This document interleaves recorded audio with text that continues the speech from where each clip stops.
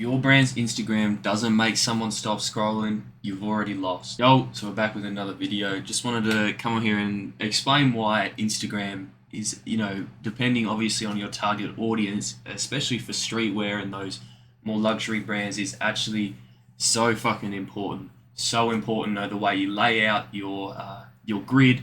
For example, the one I've got right here, matching with the color schemes of what do you want your target audience to feel when they're scrolling, your Instagram. This brand right here, OPR, they could be charging a couple $100. So I don't know, $1,000 a shirt, who knows?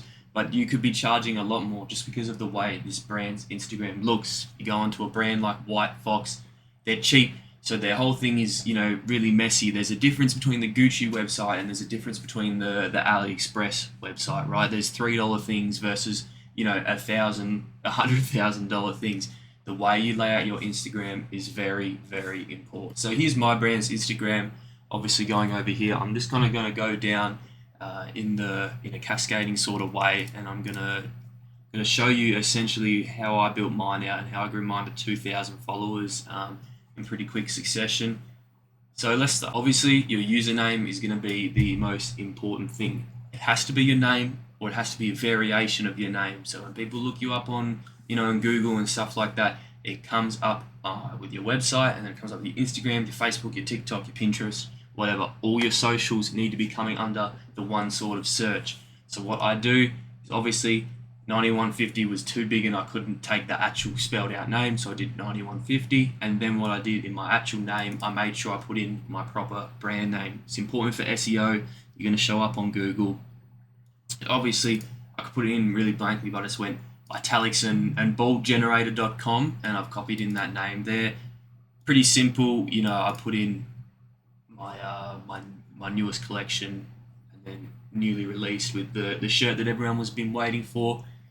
Followers wise, your follower count does not equal success. It does affect how people perceive your brand. So I'm going to get through in a few strategies in a minute on how I gained so many followers and how I got, all these followers and stuff like that. But it does not equal success, but it can change the way they perceive your brand, okay? So look, at least 1,000 followers, I would not be surprised. Obviously, if you're running Instagram ads, I wouldn't be surprised if you see your conversion rate start to jump.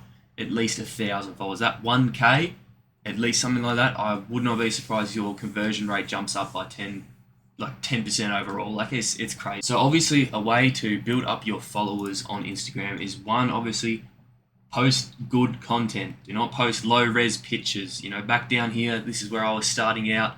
I already knew the exact way I wanted my grid to be laid out. I know this color gray off by heart. I know the hex code off by heart now, which is, essentially how I built it. I wanted it to be a clean, memorable brand. People come on the Instagram, they know exactly what they're getting. They want to, when they're scrolling, you want them to go, oh, that's 9150, because they saw that color or they saw that style of post and they go, oh, that's the brand I follow or whatever. So this is early on. This is very early on in my my brand's days. Obviously, I turn off comments and stuff like that. Moving up, you have your I usually go 2 pictures of products, and I'd break it up with a lifestyle sort of picture. Obviously, I didn't have very many lifestyle pictures back in the day, so your boy was out here jumping on Photoshop and making this sort of thing. That's the very, very old logo and that sort of thing. And I'd go into bringing out my designs, and then I'd have a lifestyle picture, bringing out some designs, lifestyle picture. And I kept that very consistent. People knew what to expect. When they saw a picture with this logo, they knew, oh shit, something's happening. This guy only posts when he's dropping new stuff, right? Aesthetic, especially for my streetwear brand and for other brands, like these ones here, it's very important. Aesthetic to be clean. When people see it, if I saw one of these posts, I wouldn't think it's an ad. I'd go immediately, oh, that's OPR. That's something's happening with OPR. I love their clothes. I follow them on Instagram. I've always wanted some of their stuff. They're dropping something new. Keeps their attention, and it breaks up their scroll and their trend. It goes without saying, quality over quantity, especially with something like Instagram. On TikTok, go for your life. Spam the shit out of your TikTok, but it is quality over quantity. 3 great posts a month like this, just one one layer of the grid is going to be, a post every day that people are going to forget about, right? When people see it, they want to go, "Shit, I haven't seen from them in a while," that sort of thing. That's really important. If you're just starting out with your brand, I can recommend nothing more than going onto Google and typing in Instagram layout preview, and pretty much upload all these sort of pictures. See what it will look like on an account. If you don't have any followers yet, you can do that anyway and just archive or delete them. I would obviously backdate. I would have at least 6 or 9 posts already up on your Instagram before you start, running ads and stuff. You don't want to have just one post and the rest of it is black, and you have 3 followers. People are like, "Look at this guy trying to fucking scam me." Like, I want nothing to do with this guy. So I would at least, 6 to 9, backdate your Instagram post. So when you do follow people, it looks like something's going on. Obviously highlights for when your product drops. Obviously you can change everything. But I would have, certain things like this. I have obviously a Nissan Skyline, and that was with the product drop, the lifestyle picture, and the two product drops. Anything that is outdated, I'd recommend removing. I don't have enough posts on here yet to be doing that. Obviously, there was a few before this that I've deleted.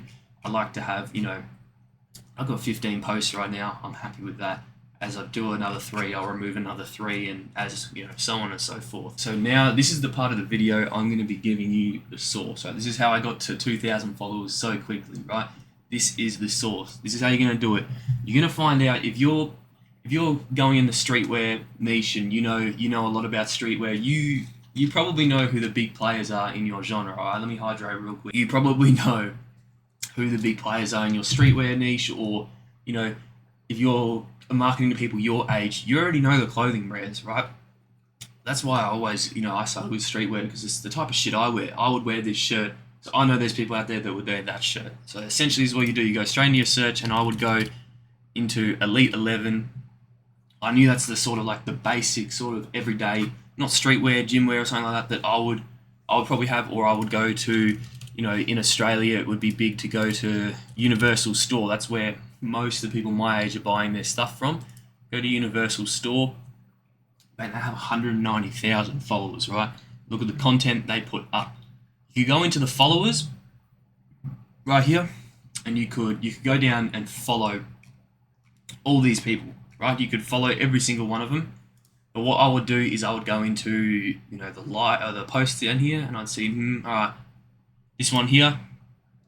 Right, that's the sort of style stuff that I would be wearing. So I'd go into the likes here, and I'd follow everyone who's just liked this. You want to warm up your Instagram account. You don't want to start going off spamming. Make sure you verify with your email, with your phone, with everything.